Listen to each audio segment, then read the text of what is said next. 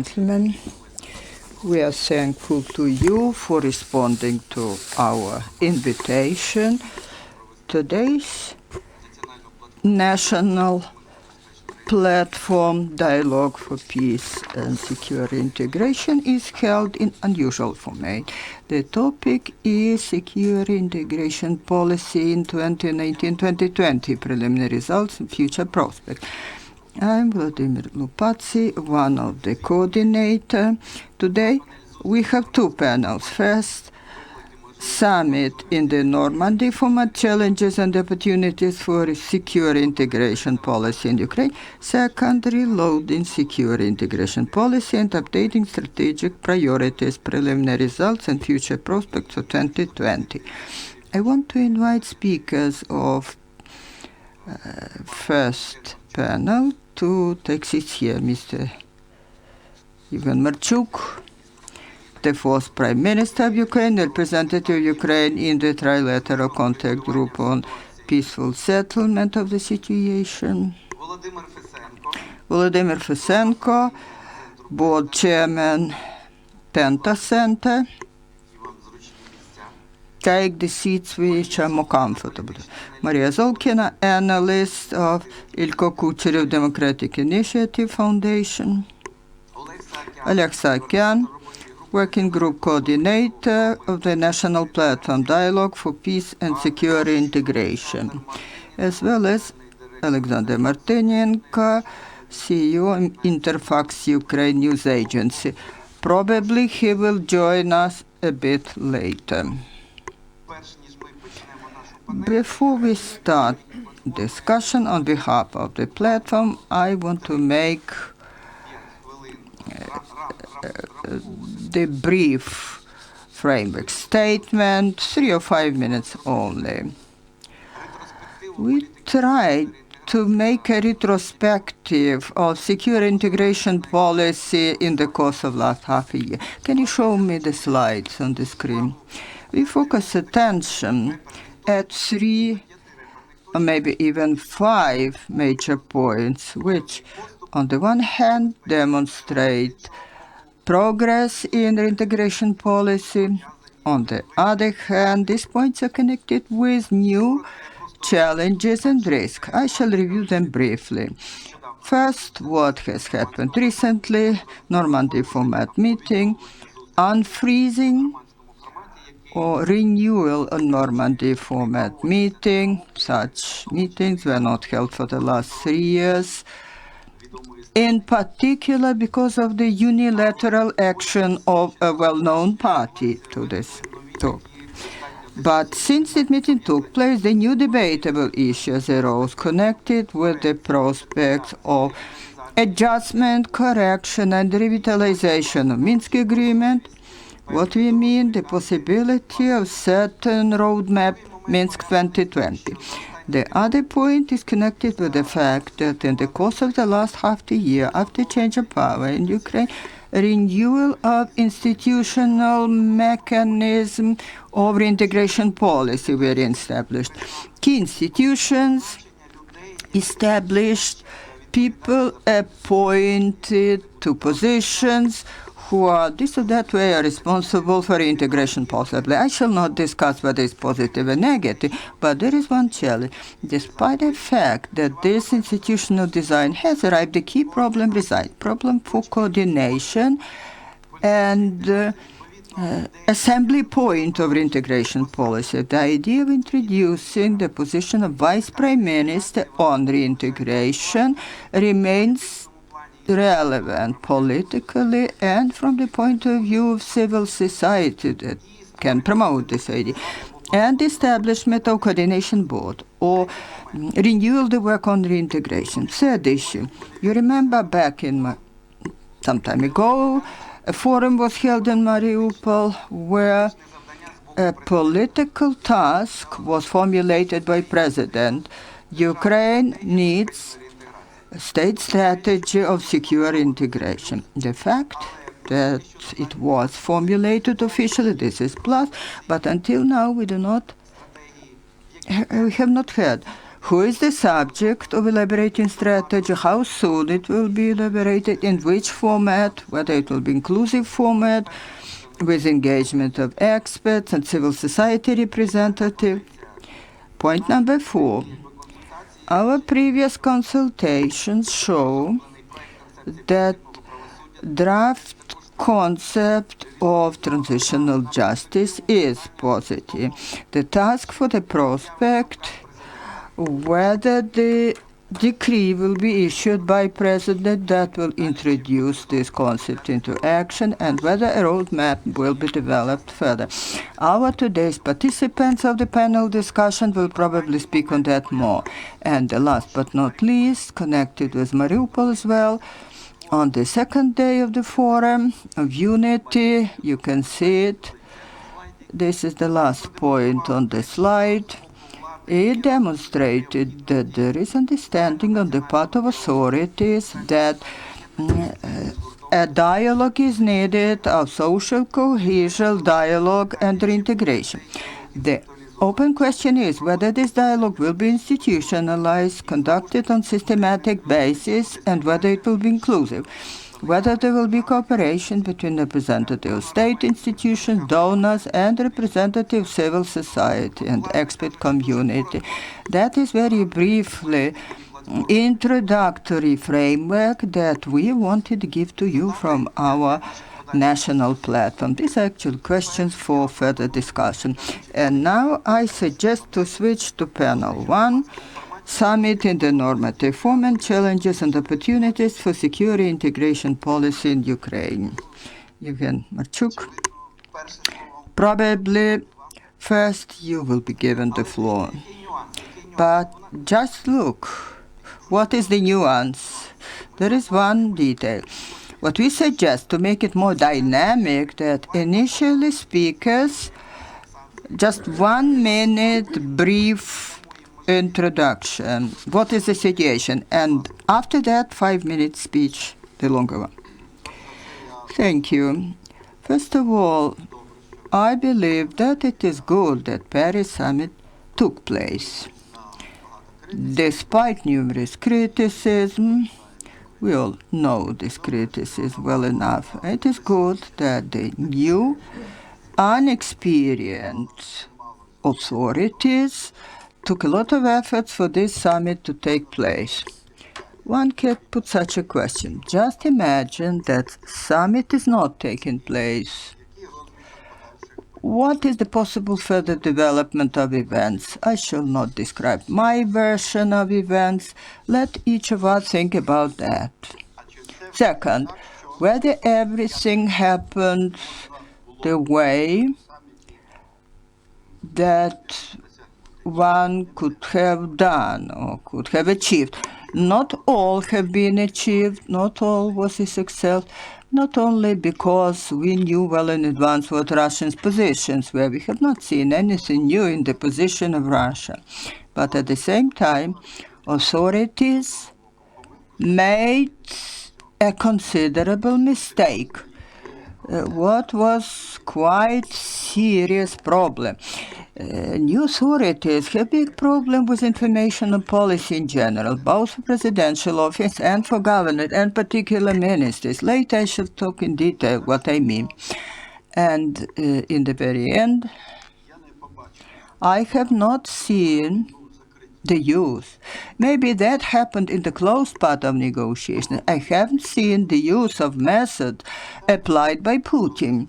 You remember when President Zelensky expresses his position about sequence of events, elections, or control of the border. He is explaining his position.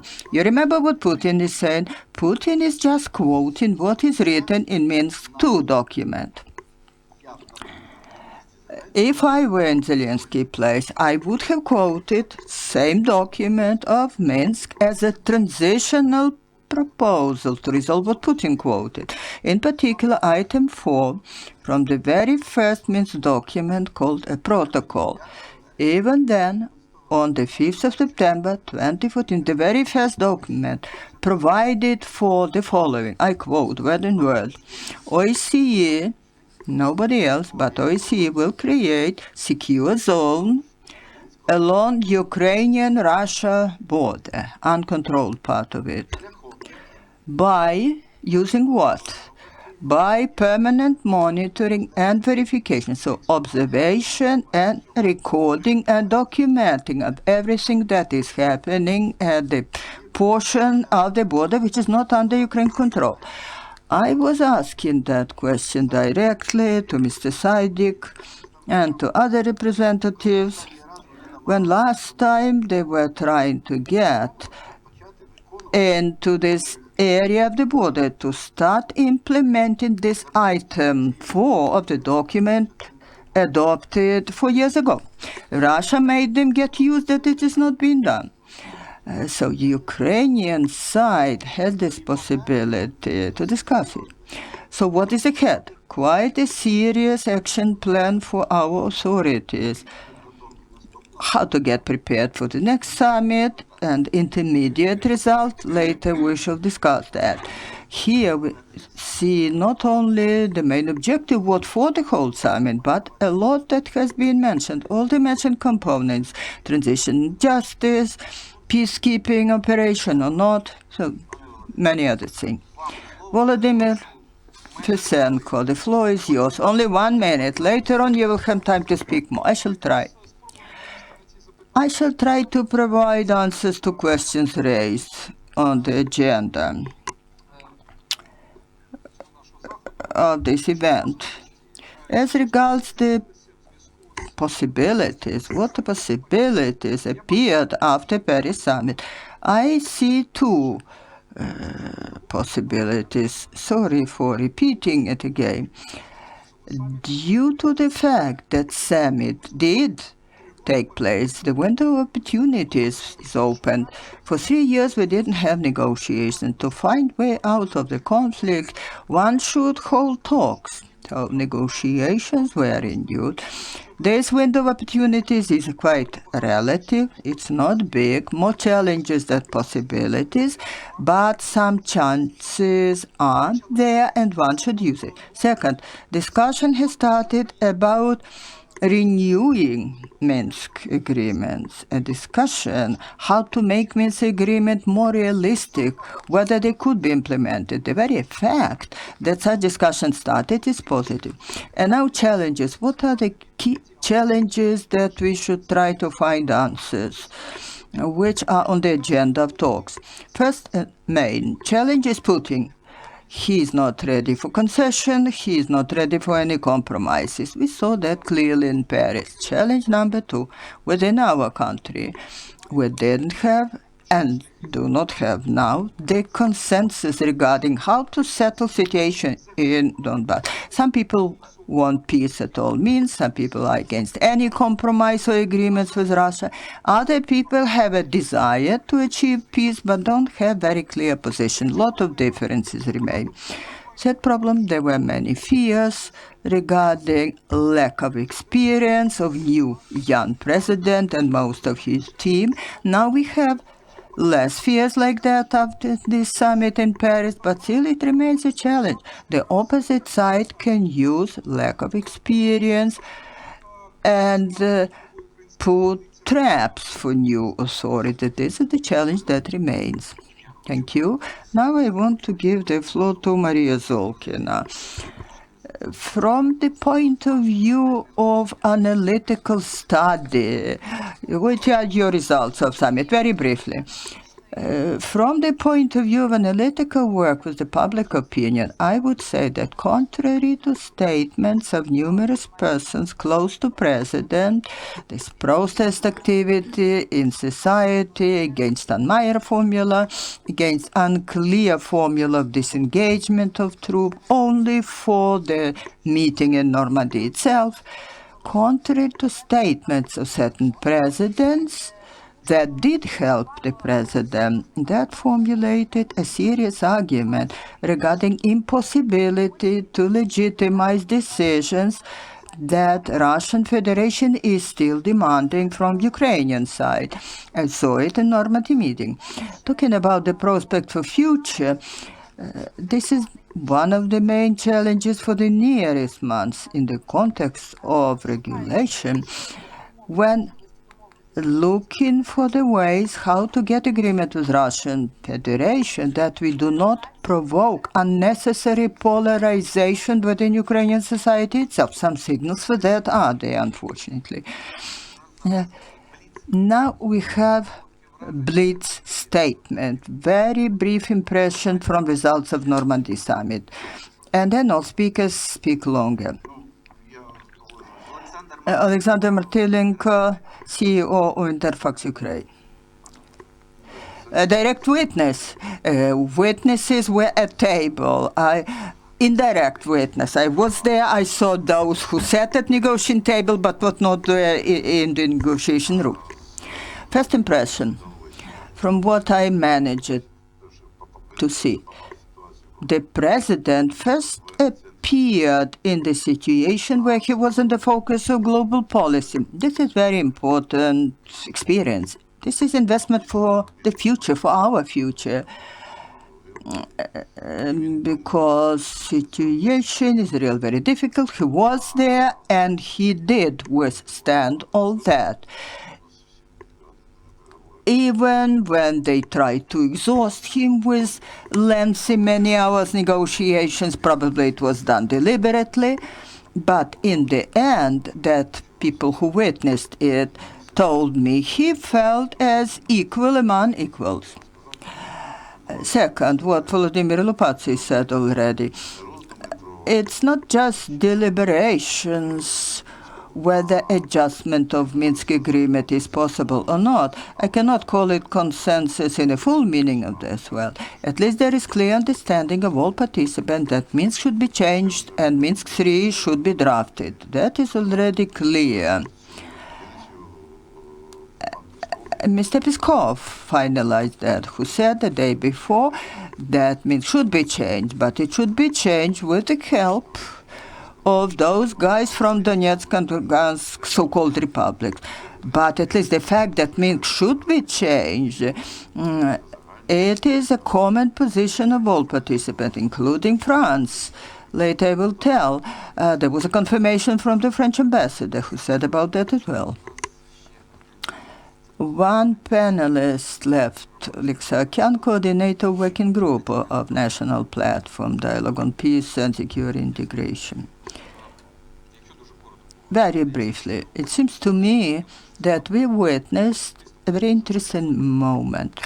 Our society was very much polarized on the eve of Normandy summit. Even after that, when press conference was held, we witnessed how, for a certain period of time, two discourses which were very polarized went down, and we saw the third discourse, a certain field that exists between two of them. What happened at Normandy format was not in full conformity, neither about the statement that there is a betrayal.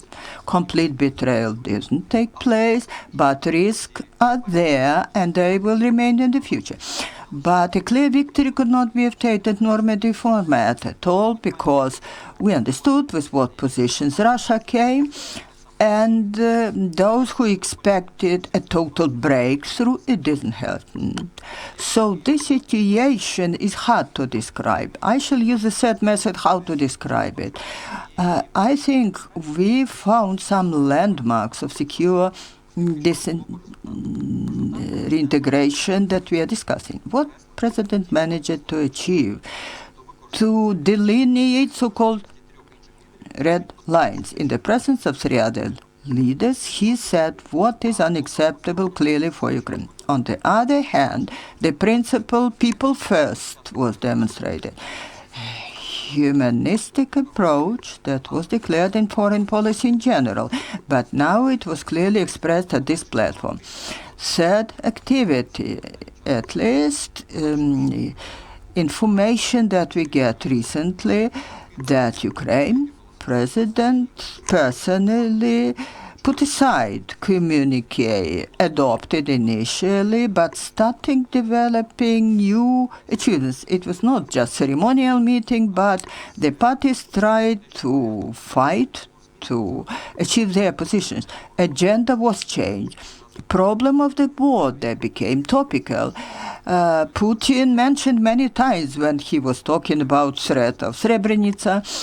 Then Merkel said rethinking of Minsk is necessary. Now we see what different diplomats say in their interview. Even Macron said in his press conference, emphasizing security first. Some agreements on humanitarian basis was mentioned, disengagement in 3 areas, exchange of detained persons, and ceasefire.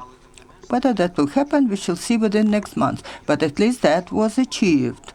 If we talk about this course and agenda of secure disintegration, window of opportunity mentioned by Fesenko is half opened. It remains, not removing existing risk. But we witnessed that for certain hours, at least we got out from polarized discourse and we could see a situation in real delineation to see what we face now, what is different from Ukraine information space before. Thank you. Our participants have voiced their general remarks. I will give them a chance to make deeper statements. For the media, I would like to state that at the end of this panel, you will have a chance to ask questions to our discussion participants. Perhaps for Mr. Marchuk, I will give you the floor first. From the height of your experience, this team is learning pretty fast, apparently, and the assessment of this potential and opportunities, perhaps you could voice it both on public level and otherwise. Thank you. First of all, I would like to speak about the position of current political opposition against the current power. The fact that the opposition criticizes the government is the right thing, is the normal thing. But the fact that on the eve of an important event that is standing above political forces in general, I mean the position that is related to the existence of Ukraine and Ukraine's future, is absolutely realistic. It seems to me that the opposition has hyperbolized the resistance too much. It wasn't so much an oppositional activity or concerns about the red lines. We couldn't imagine the president himself and his team. I know Mr. Zelensky personally. I don't think they could really cross the red lines so blatantly. Simply speaking, it seems to me the actions of the opposition were hyperbolized, and they practically helped weaken the president's position at the negotiations. Those who are monitoring the Russian media, and I could see all that, they have used this opportunity to the fullest. The first opinion is not so much related to the activities of the current government, but perhaps more to the political position in the situations critical for the country. And there are reasons for criticism against the government and the president on many parameters, obviously. But I'm looking at this from a slightly different point of view. I'm looking at the future here. Secondly,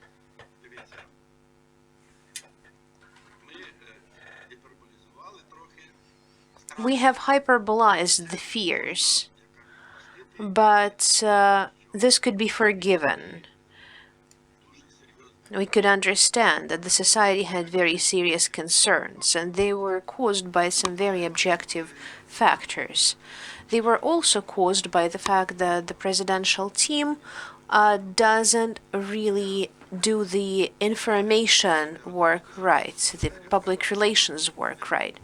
One of the high functionaries had said at some point very recently that we don't need journalists to communicate with the society. This was a few months ago. I think we need a radical change in the information policy on the informing of the society about the activities of the president and his whole team, not just in the foreign policy.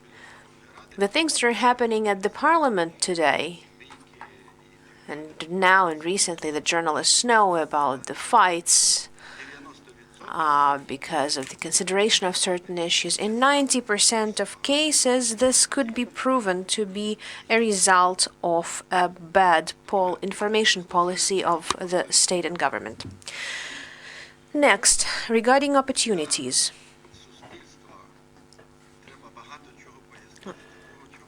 A lot of explanations need to be given to the society because there are still multiple concerns. There are still multiple concerns from the standpoint of forecasting of the government's activities at the future events, and the concerns that Russia may use this stage for its very aggressive purposes, which had already happened on multiple occasions. What do I mean by this? First, when we speak about the opportunities of change or modernization of the Minsk agreements, possibly this could happen, but at first I would make maximum use, even before the next Normandy summit, I would make a maximum use of the things available today from the Minsk agreements, things that have not been used in the political sphere yet, including the information about the previous Normandy summit. I mentioned one of the opportunities.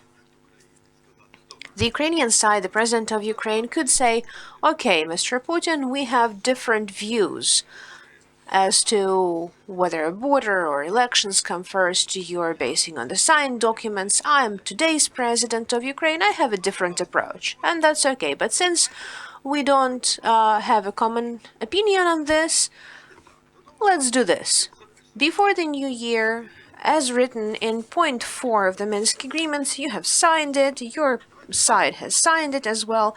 Before the new year, OSCE and all the members of OSCE who participated in the negotiations, we instruct OSCE to implement point 4 of the protocol, and the OSCE has to establish this safe zone and secure zone before the end of the year. And the key thing, again, I'm quoting this, it should be implemented by monitoring and verification, quote unquote.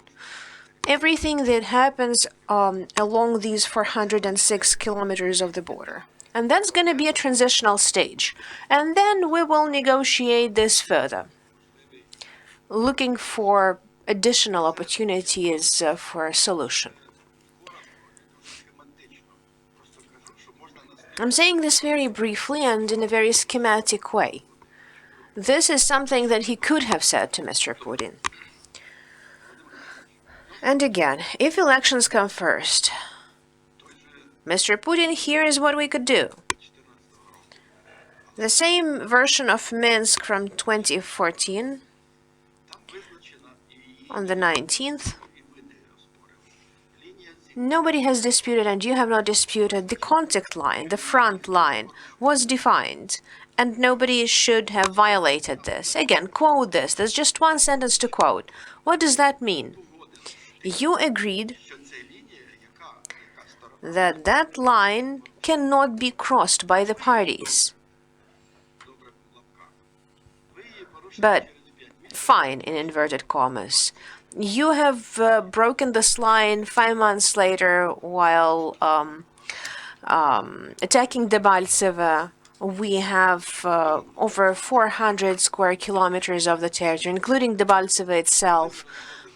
But when we removed the super heavy armament like Tornado, Smerch, and others, we have written down, and you agree, that Ukraine removes them from its part of the line, from its side of the line, and the other side removes it from the line dated the 5th of September 2014. From that line. and the populated areas that had been later occupied. According to Minsk, they are Ukrainian. They are controlled by Ukraine. Again, this is what we read. Again, and quote that.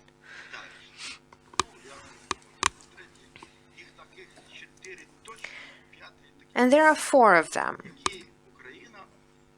4 clear points, and the 5th point that is not as clear, and Ukraine has not exploited this in a good sense. It has not exploited these points that everyone has written down and agreed upon. So we could envisage the reaction of Russia. They would be denying this. But no one can deny the things that have been signed, written down and signed. Yes, Russia would not agree on further development of the situation. But from the standpoint of equalization of presidents, their opinions were more or less balanced. Putin is quoting the document that Ukraine has signed. And for a random citizen, it sounds like Ukraine is not implementing something. And Ukraine, instead, is demonstrating the same document, equally important.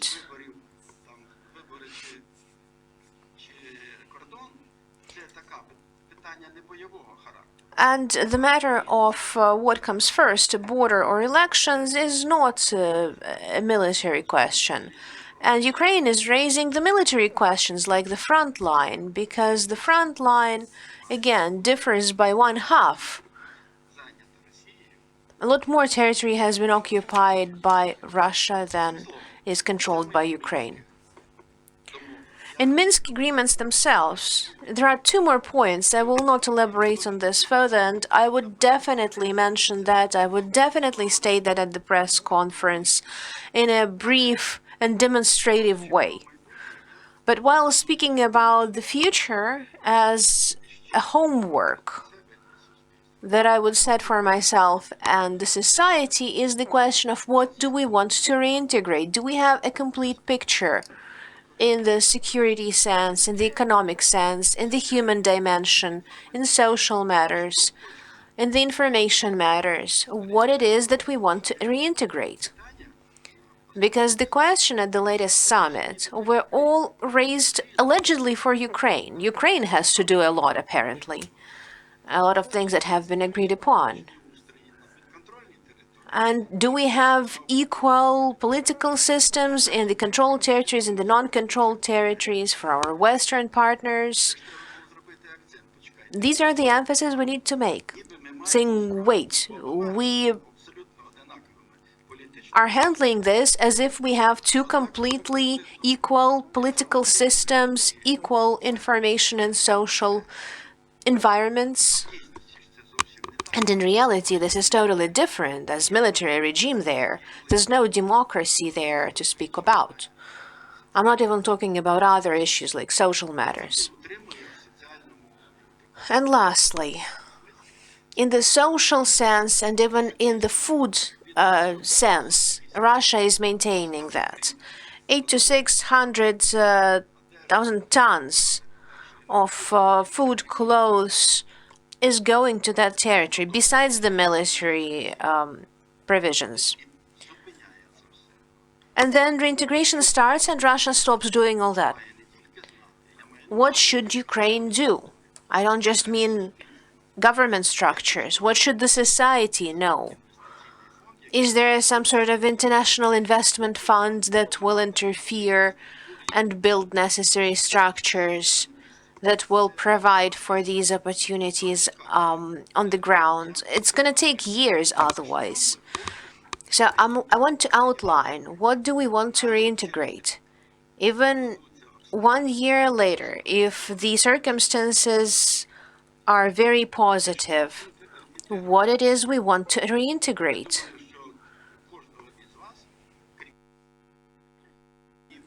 I think each of you is going to raise your own questions besides what I said. And then return of forced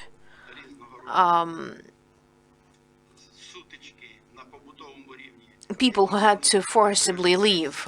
Wouldn't that cause vendetta? wouldn't local clashes cause serious issues? Thank you very much. Okay.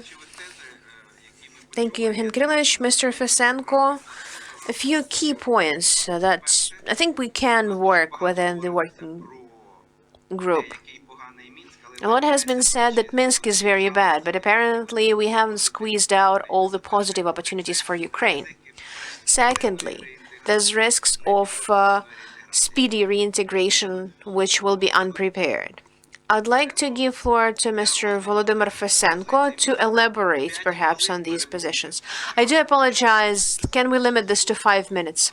Yeah, I'll try to be even faster than that because we can talk a lot about this, but here's what I want to do. The name of the National Platform on Peace and Successful Reintegration. This approach is the key opportunity. This is the third path that Oleg has mentioned. We need to set this golden balance that will set the opportunities for compromise, because extremes will lead us nowhere. They will lead us to a dead end. They don't give us a chance to find compromise because it's going to be the dialogue of the deaf. On the other hand, the lack of readiness for compromise is cutting off the opportunities for compromises. The government is ready for compromises. It's even somewhat prepared to dialogue, which is what our national platform is saying. And I think this is a serious opportunity. Again, regarding safe reintegration.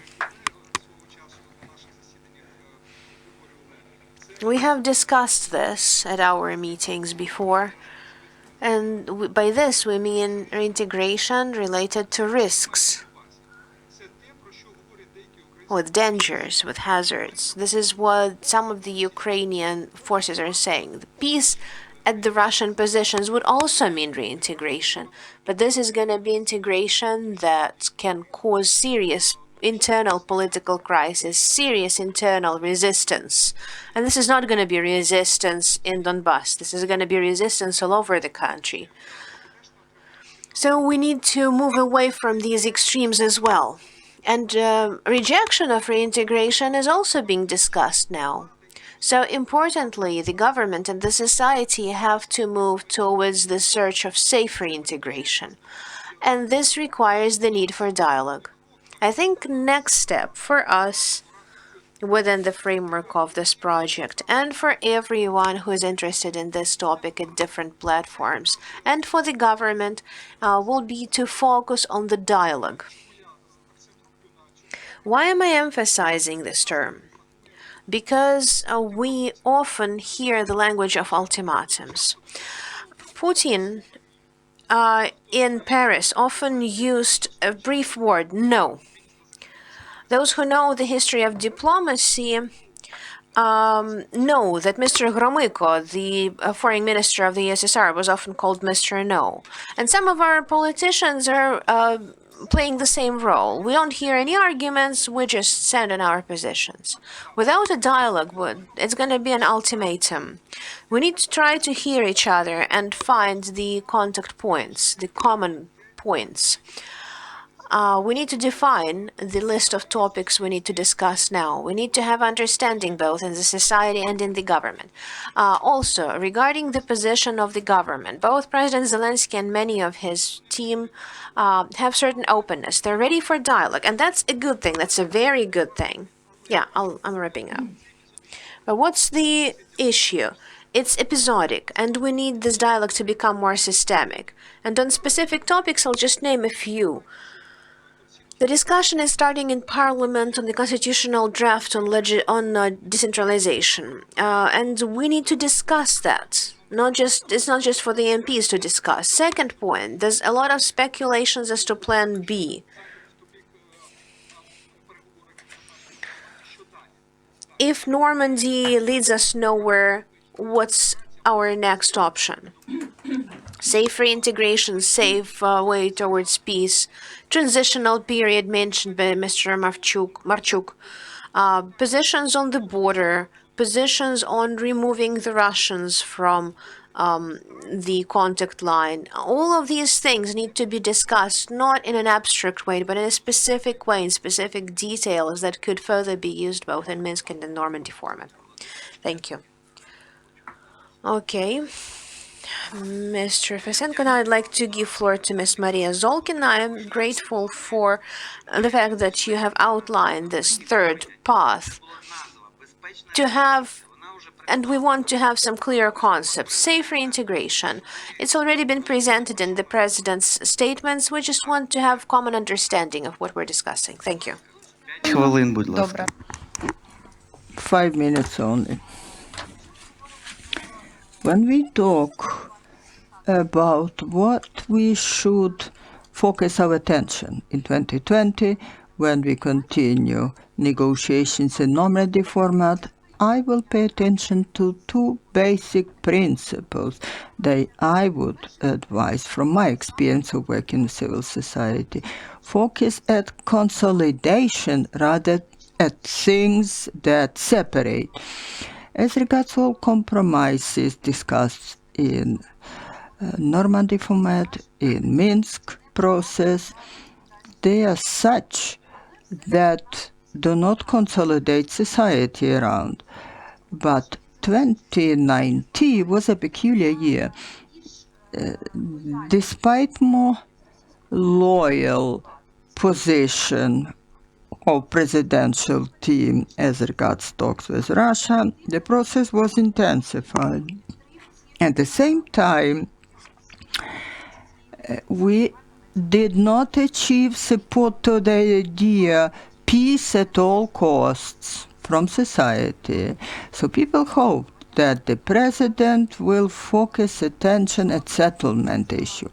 But when this active process of establishing relations with Russian Federation, people didn't demonstrate overwhelming consent to finalize the conflict. On the contrary, we saw the opposite process. In the end of 2019, number of people who wanted peace at all costs was reduced from 20 to 12% in the end of the year.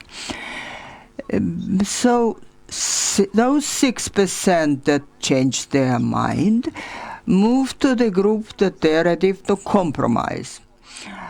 As regards all points that are on the agenda of Normandy discussions, launching so-called special status, elections, amendments to constitutions, different accompanying issues like amnesty, cultural, language, de facto autonomy of this area, all issues that are on the agenda of negotiations. Surveyed people showed the same position. They were more ready to the variants, the readiness to accept any proposals offered by Russia did not increase. On the contrary. What is special about second half of this year? Compared with the previous years, now we have a record figure from all years since 2014. Support to such an idea that we return these territories but do not provide them any additional powers or benefits. They are brought back on the condition that existed before 2014. So people want compromise, people want settlement, but more and more people support the idea that this territory should be brought back on the same conditions that they left Ukraine in 2014, which is quite a controversial and discording position. But this trend is permanent in 2019.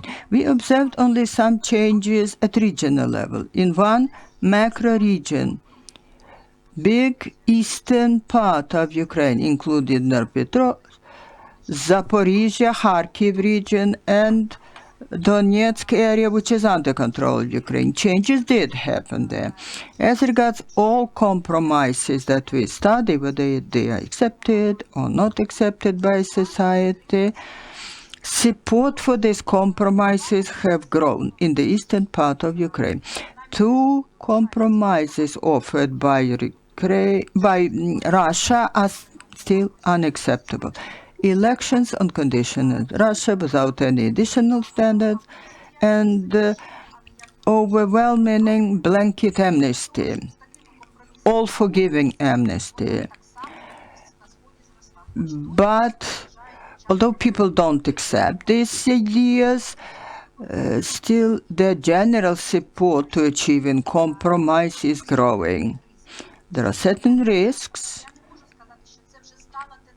I cannot still say that this trend is stable for eastern part. We should study it more in winter, but such signals are coming. Probably that should be a focus for searching further compromises. You cannot take something which could be the basis for agreement if this idea will be accepted in the eastern part of the country, but will not be accepted in other part of Ukraine. And what is also unacceptable, standards of elections. The split can occur at general national level. Western part and center is strongly against. But in the south and in the east, loyalty to elections is higher, even without preconditions. But eastern part and southern part, people are divided half in half, in the east and in the south. Those who are ready for elections without any preconditions, and those who want elections based on standards. This is the issue of principal importance, because it will cause polarization, not only at general national level, but even in those regions that are close to conflict. That was split. Thank you, Maria. What is important that we have data of opinion polls. Group of reasonable compromise, group of secure integration is growing. But on the other hand, the fears. We should not be enthusiastic about average statistical data, but take differential approach regarding each region, what Marchuk was talking about. And now Oleksandr Martynenko has the floor. 5 minutes.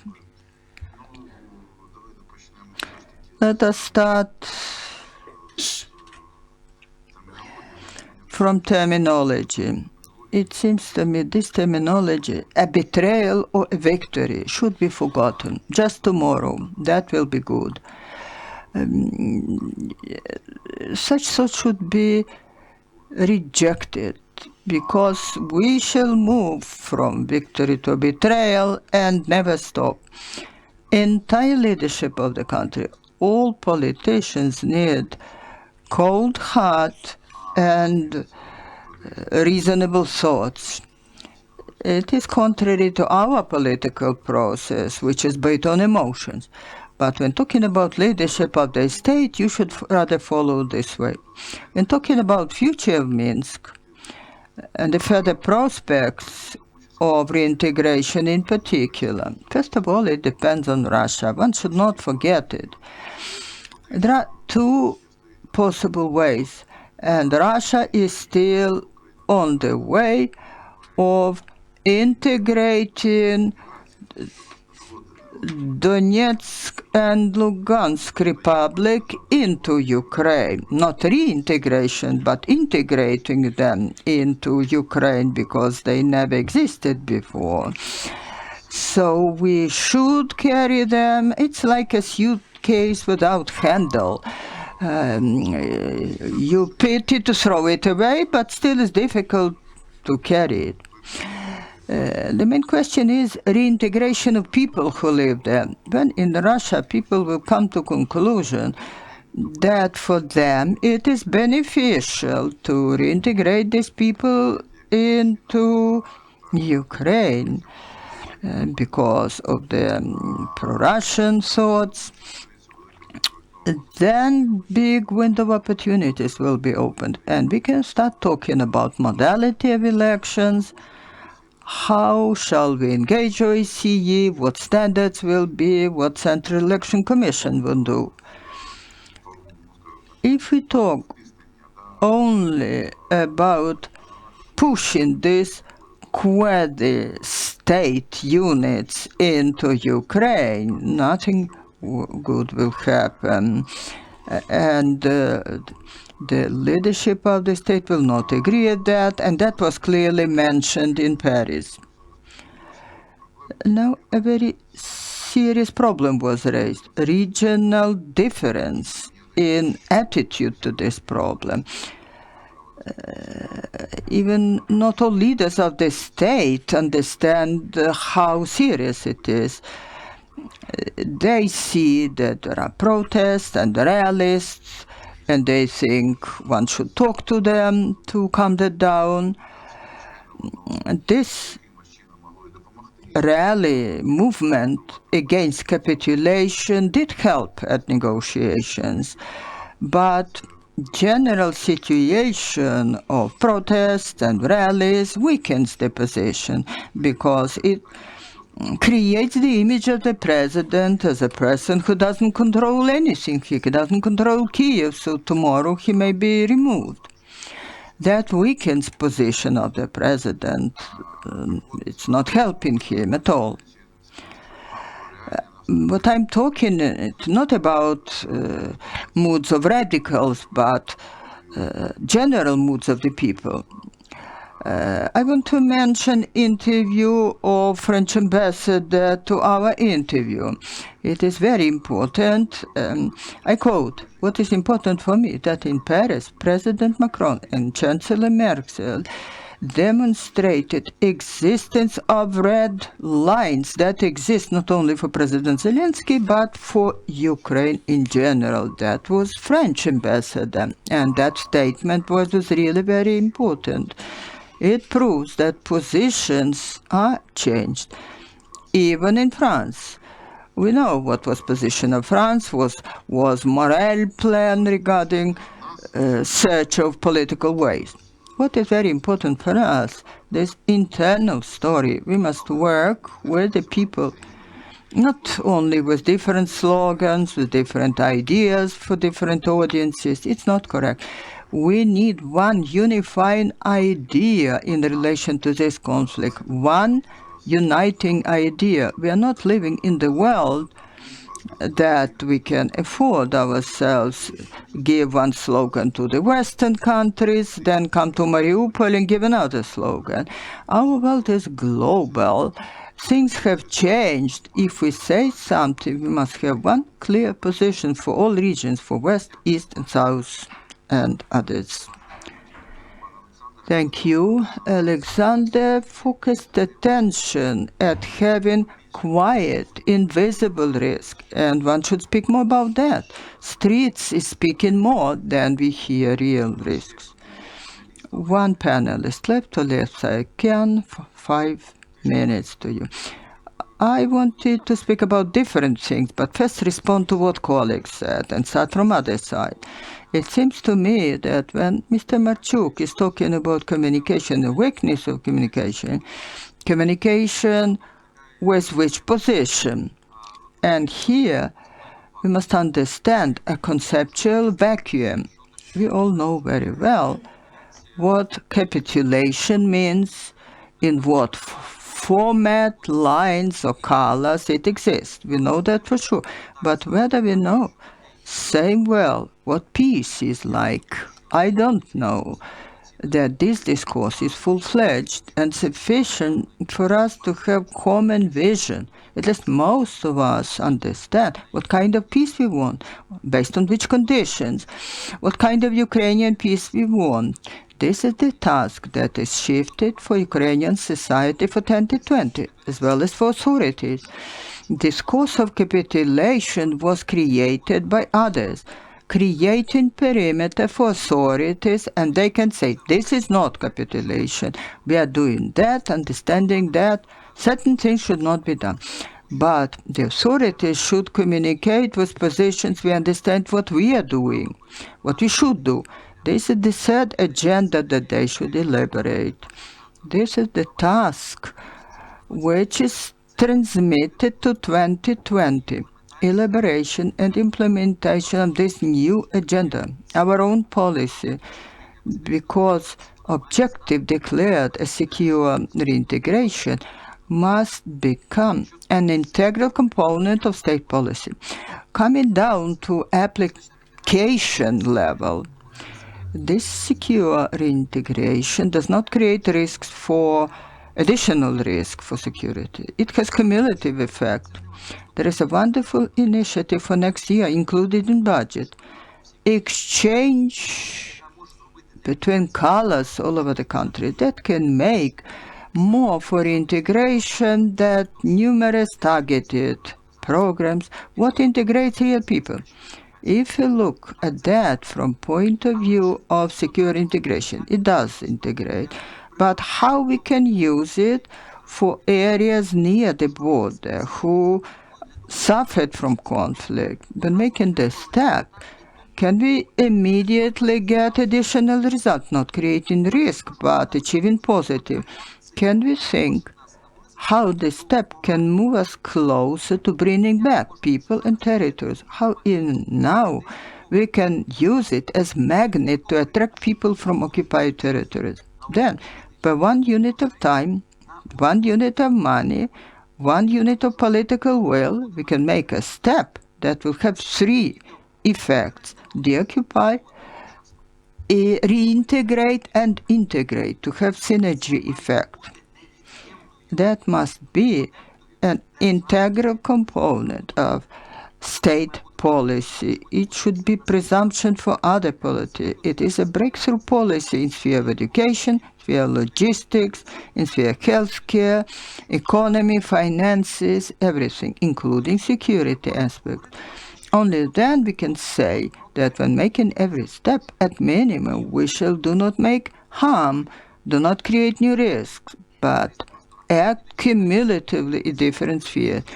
And then the question raised about quiet threats, it looked not as threats, but rather challenges that we realize and work with them. Then the question, if tomorrow some geopolitical breakthrough happens and geopolitical possibility to return territory on certain conditions or without conditions, are we ready for that?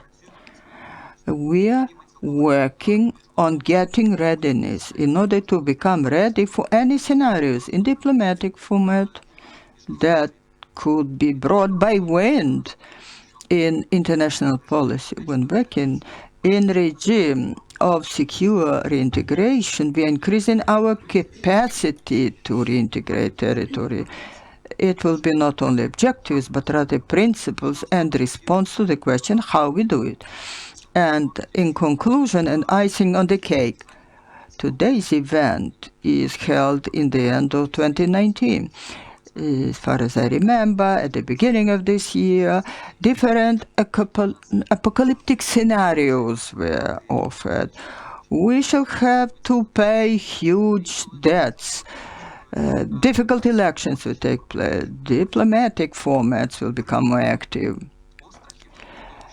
And fears and apprehensions that this year will become extremely difficult and threatening for Ukraine were very numerous. And now we are in the end of 2019, and we understand, yes, we did have difficulties, we did have negative effects, but we sit here talking that chance and possibilities remain. Some positions become better.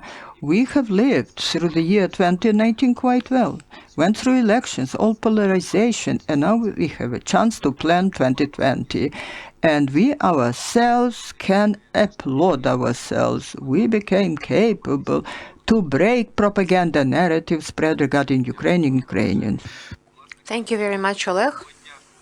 I would like to thank our speakers who have given us such a multidimensional approach to the reintegration policy, and this emphasis that there's a key. Clearly, the key is There's more than one key, and only one of them is in Ukraine. And the sustainability and stability key is, key to this. Just 1 minute. Our audience, even better than society, knows the inventory of the red lines. Here's my question. Does the society and the audience know the inventory of compromises?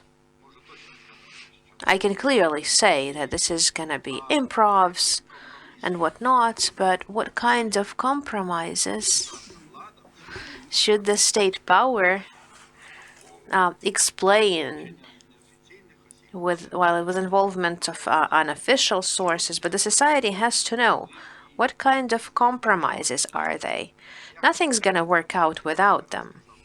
When I mentioned compromises in 2016, I was labeled as Russian spy, although nothing's going to happen without compromises. So it's very important now, particularly at our non-state level. It's very important to look into this, to interpret this, to analyze compromises ourselves, because there are domestic compromises with internal society, but what kind of compromises can we have with Russia? Just the rallies?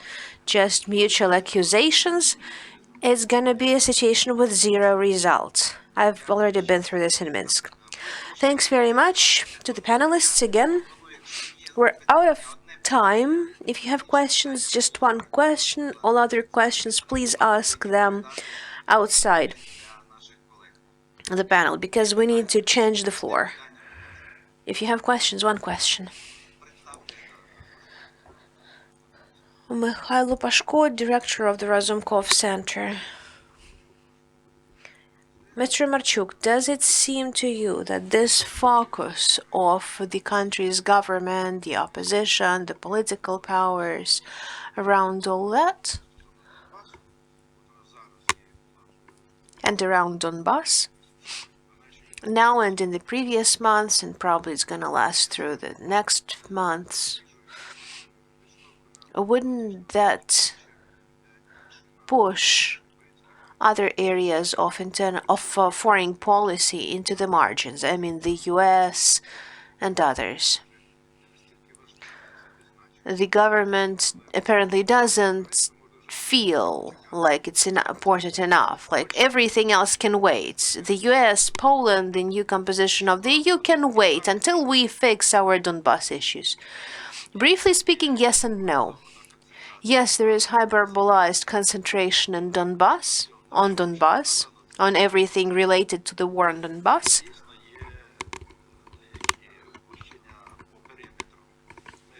And really some things have been missed on the perimeter.